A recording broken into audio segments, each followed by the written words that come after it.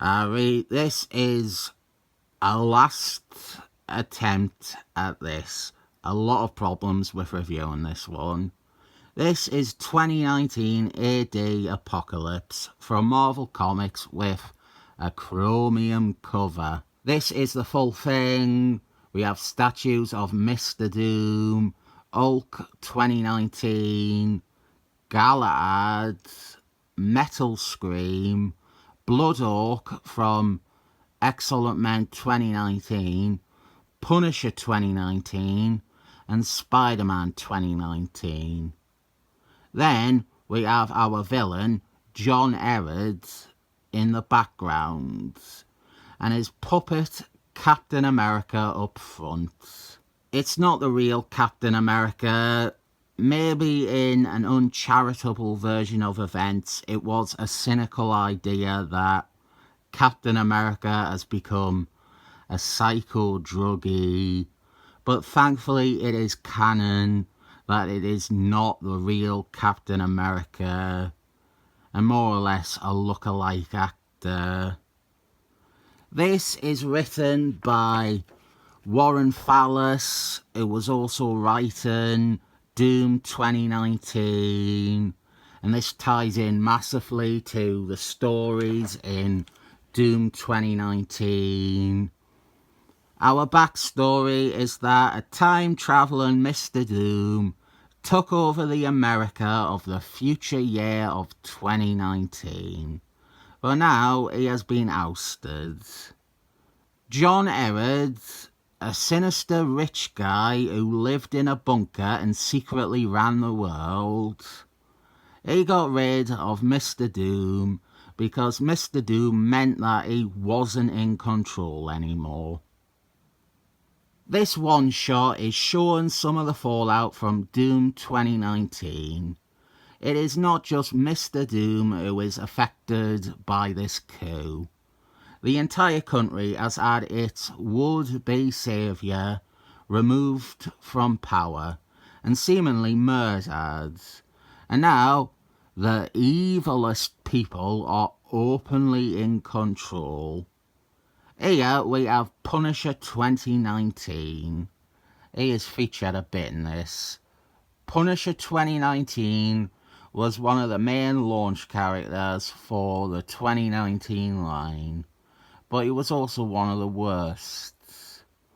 His book was largely written as an over-the-top satire that went over the majority of its readers' heads, but at the same time, while it has its funny moments, it is never consistently amusing or even reverent enough to justify its existence as a satire.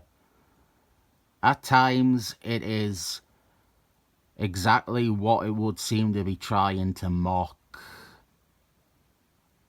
We will come back to him, but our main narrative is framed around a cast of characters who are working at a news station. The host, Jack Whitlow, he has been a constant throughout all the changes in 2019 America lately. The days of the corporations running things, the rise of Mr. Doom, the fall. And he is set up as a typical Warren Fallacy character, cynical and hedonistic.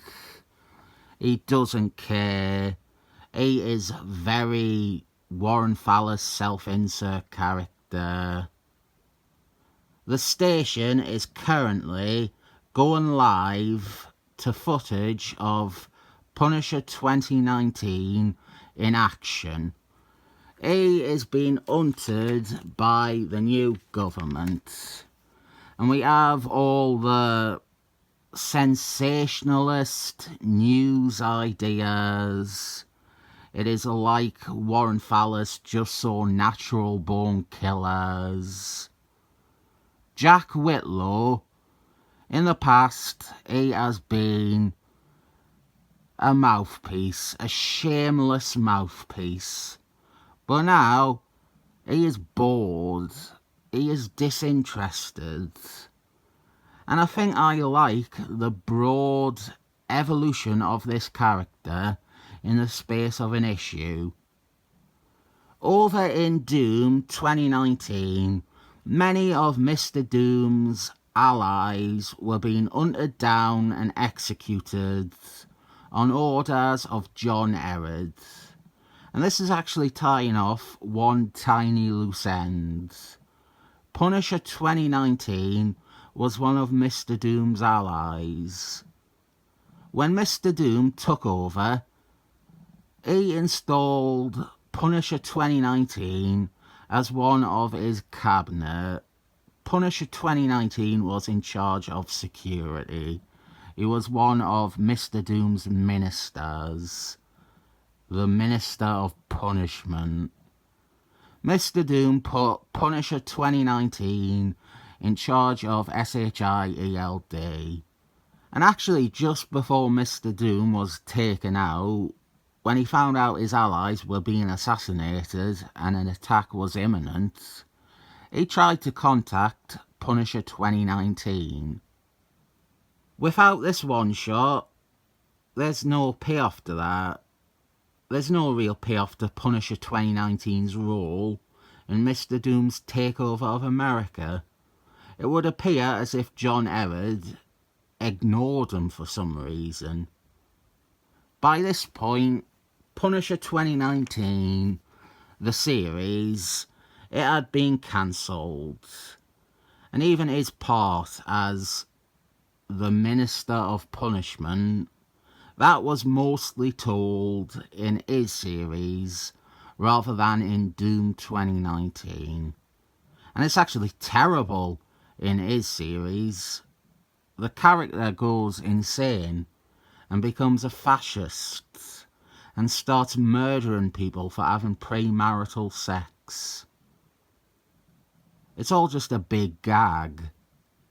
And it doesn't work with the stories being told in Doom 2019.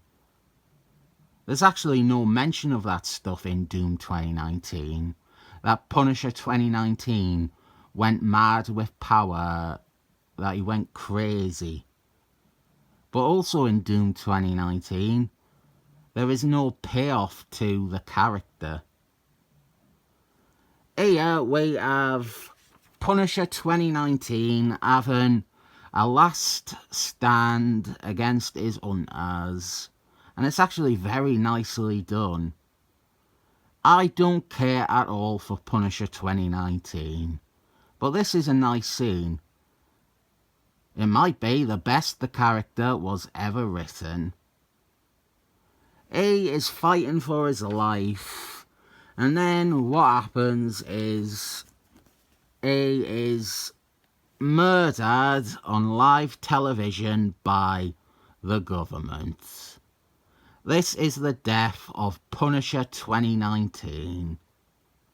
When I got this in my haul video, I said that it wasn't going to be included in the upcoming Doom 2019 omnibus, but the good news is that it now is. And you legitimately have me to thank for that. At the same time, I also tried, don't know if it was noted, but I also tried to get that one Jim Tomata's Larry Oswald backup story from Amazing Spider-Man 369 included in the Spectator Spider-Man omnibus. Back to this, we start developing Jack Whitlow's conflict. Is Punisher's death a good thing or a bad thing? Is Jack Whitlow going to report the facts that are handed to him, that a dangerous serial killer has been stopped? Or is he going to report the truth, that a man in opposition to the country's new leader was just murdered by the people in power? We have a quick scene here showing us Spider-Man 2019 learning of the death of Punisher 2019. Spider-Man 2019 was safe from all of this. I think maybe it does a bit of a disservice to the scope of the story, but at the same time, Spider-Man 2019 was its own thing, the same way that Doom 2019 was its own thing. If you just read Spider-Man 2019, it doesn't tie into anything after Mr. Doom appears in a few issues when he was president.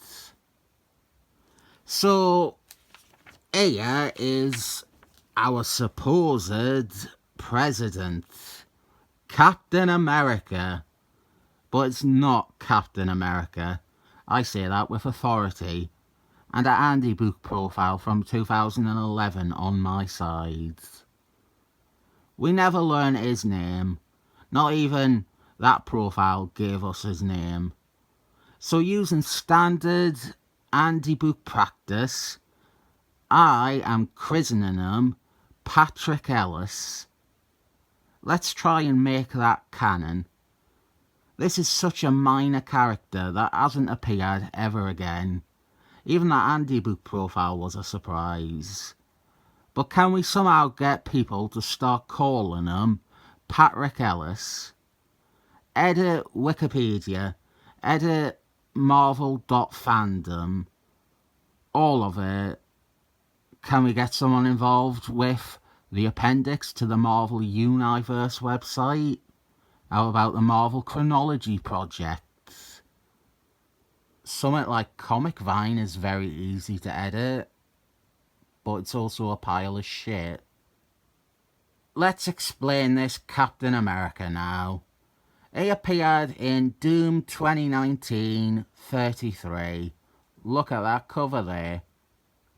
Actually, it began an issue before that, but the cover for 33 fits the discussion more than the cover to 32, which is still great, but it hasn't got Captain America on it. When Mr. Doom first took up residence at the White House, the media began airing Captain America documentaries. And this is part of our bad guy's plot, John Herod's. These are revisionist documentaries presenting a false version of Captain America's history, where he is an all-American patriot who serves the government loyally, and he uses guns, and he kills people, and he murders dissidents. And what these documentaries were doing was setting the stage for John Herod's main attack on Mr. Doom's presidency. Captain America would be discovered frozen on ice in the ocean and return to America, the same hero that they had been spoon-fed propaganda and lies about by the media. And Captain America would denounce Mr. Doom and his position as president. And so most of the general public in 2019 would either side with Captain America or have their ideas of Mr. Doom as a benevolent leader challenged by the reappearance of Captain America. The same news station we see in this issue were also the news station reporting on most of this in Doom 2019. This Captain America, Patrick Ellis, is made the new President of America when Mr. Doom is removed. But the truth becomes apparent that he is working for John Herod, that he is John Herod's lackey, and he is only a figurehead to run things in public, while Herod is controlling things from behind the scenes. We quickly find out Patrick Ellis is a psycho. That's where we more or less find out that it is definitely not Steve Rogers. He is beaten by John Herod when he questions something John Herod says that they are going to do. And then in the end he says that he's into it as long as it involves killing people. And here is Captain America Patrick Ellis. He is making a televised speech addressing the successful elimination of the serial killer known as Punisher, and that America will no longer tolerate costumed vigilantes. What follows is Order 66 with some of 2019's heroes. First up is Galahad. He is an Iron Man-esque hero. His only appearance before this was his introductory story in 2019 Unlimited. He never appeared again. He is a guy, Ethan, I think he is called. He is poorly. He is not well. He is sick. He has an immune system thing. But he can uplink himself to an armoured unit, which allows him more freedom than his illness. Definitely gonna have to use scans for cutaways here. I hate doing that. One of the many hurdles involved with this nightmare video. And Galahad, he was sold out by the corporations immediately upon the announcement of a zero-tolerance policy on superheroes. The company that he worked for and created the Galahad thing for, they just gave him up. And let's be honest, nobody cares about Galahad. He was the most minor of minor characters. I have read his first story and it was nothing special, but this makes me feel for him. This is a poor guy, a man who wanted to do good, a man who wanted to help people, and he is betrayed by his employers and murdered by the government. I would praise this as an effective example of clearing the deadwood. Galahad lacked anything before this, and in dying, he is handed some tragedy. So the news station is reporting all of this and receiving broadcasts from satellites of further crackdowns across the country. Next on the chopping block is a techno mage called Metal Scream. This guy, exactly like Galahad, he was in an issue of 2019 Unlimited. He was created by Warren Fallis. I've not even looked that up. I am confident it was Warren Fallis. It is the most blatant Warren Fallis techno shit ever. He is shirtless too. It is Warren Fallis. It is clearly Warren Fallis. A2 is handed another execution that manages to draw some emotions from me. The next page sums it up well. Jack Whitlow, he has taken a firm position now, reporting on what he is seeing, rather than running PR for the corporations and politicians. He says Metal Scream's only crime was that he wanted to remind us of magic. Then we have Hulk 2019, and I should probably do a video about Hulk 2019, but I would have to buy an issue of it first. Hulk 2019, he too first appeared in 2019 Unlimited. He was the main feature in the series. Unlike the other two characters, he did continue to appear, and he eventually had a solo series that lasted 10 issues and ends very, very dramatically. Hulk 2019 isn't any good. It has some interesting ideas in there, but it was written by the convicted Jerry Jones.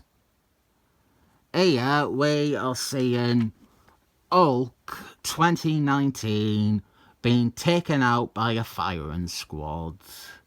And Jack Whitlow points out that this mission, this action against Hulk 2019, it had to have begun, it had to have been instigated, it had to be planned before the president even announced the kill order on any superpowered citizens.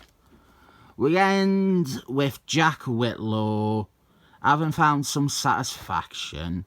He is now the voice of the truth. And he too is shot for dissidence. The footage relays, the broadcasts of the takedowns, it was bait to see if any of the news groups would pick up on it and report on it. There is no use for free media in this new regime.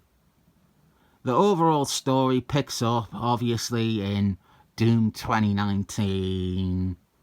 We see some of this, or references to some of this, in Doom 2019 36. We see Punisher 2019 just before or during his last stand.